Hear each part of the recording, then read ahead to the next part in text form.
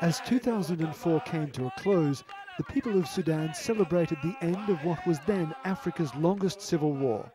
Sudan's President Omar al-Bashir and the leader of the South, John Garang, signed their peace agreement not on their own territory, but in neighbouring Kenya. As much as this was Sudan's moment, it also belonged to Kenya. Quietly, behind the scenes, the Kenyan government coaxed, cajoled and at times bullied the two sides into talking together. The fact that they signed it all was a credit to Kenya's foreign policy of mediating rather than interfering in the affairs of its neighbours.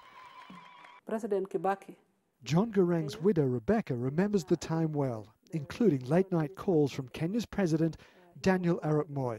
There were times that they will look for my husband, and they will not allow me to rest.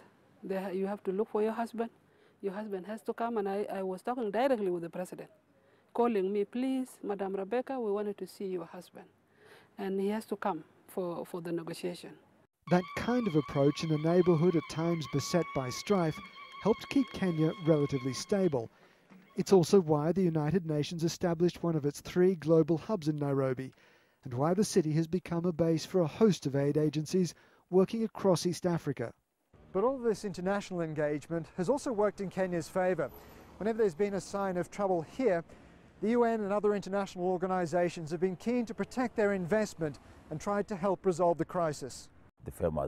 According to one former diplomat, it's become a kind of virtuous diplomatic circle, staying out of trouble by helping the neighbours get out of trouble. We've seen that happening on the part of Kenya quite effectively by resisting any temptation to intervene, at least militarily, in the conflicts that have been very prevalent in our neighbouring states.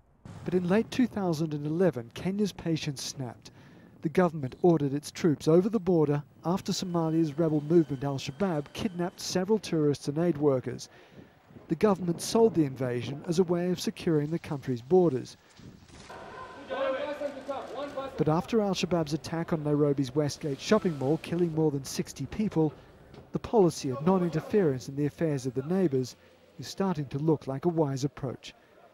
Peter Greste, Al Jazeera, Nairobi.